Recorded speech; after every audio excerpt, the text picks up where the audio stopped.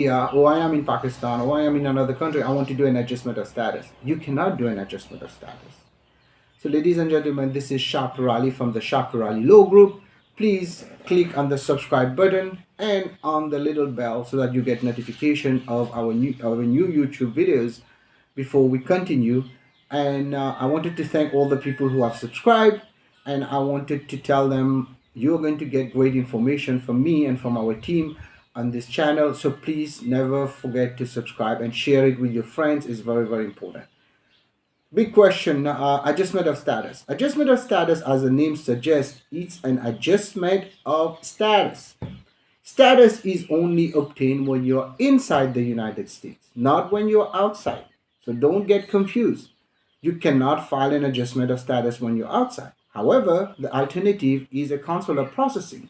This is a case where you process the case at the U.S. consulate or the U.S. embassy, and that's a different game because you're dealing with two departments, right, at this point. So if you're doing an adjustment of status, you have to be in status most of the time, unless the adjustment of status is being done to a U.S. citizen spouse or parent or children of above 21 filing for their parents. Then even if you're out of status, you can still adjust status. This is an exception to the rule. There's also the Life Act, and there are a few other exceptions too. We can discuss about that in another video, but the bottom line, the question is adjustment of status is done inside the United States, and you have to be in status to do it most of the time, okay?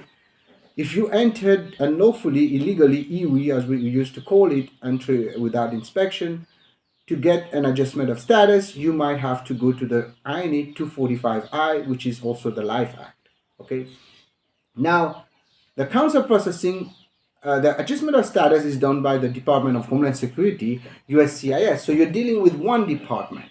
But if you are doing a consular processing, you will be dealing with two departments. First, the Department of Homeland Security usually. And second, you will be dealing with the Department of State, which is the NVC and ultimately the US Embassy. And that's why you see the cases sometimes get delayed. Well, even with USCIS, we get delayed. So it's not something new. But these are the difference, right? So you can also do a consular processing for a green card for employment at the US Embassy, by the way. You can file your I-140 when you're outside. By the way, this is something that you should know. If you're living in certain countries where you don't have to wait on the visa built-in, you might even file a green card, come straight on a green card. We have done it for many cases from Ukraine and Romania in the past, even Pakistan, Nepal.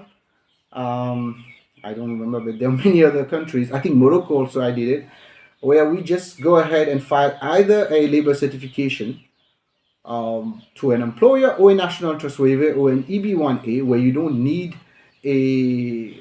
really need to have an employer under the national trust waiver.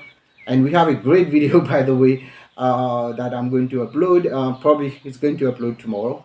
So please check it. It's a national trust waiver. If you are from countries like Pakistan, Nepal, any country outside India, unfortunately, but still EB2, it's an EB2 category. You can go for that.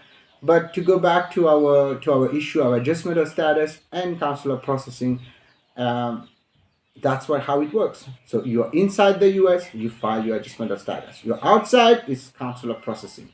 And the same rule applies for marriage, and the same rule applies for parents. It applies to pretty much everything. So good luck to all of you. And again, this is Shah Parali signing off. And I wanted to say thank you for subscribing to the channel. Don't forget to subscribe. I'm getting a lot of subscribers lately because I've never told anybody to subscribe. Now when I tell them, they do it. So go ahead. This is great. And if you need any help, feel free to reach out, 510-742-5887. And please, anything I'm telling you today is for educational purposes only. You should not act or refrain to act solely on the information provided. You should contact an attorney if you have any questions. Good luck to you. Wish you all the best. Until the next video, I say goodbye.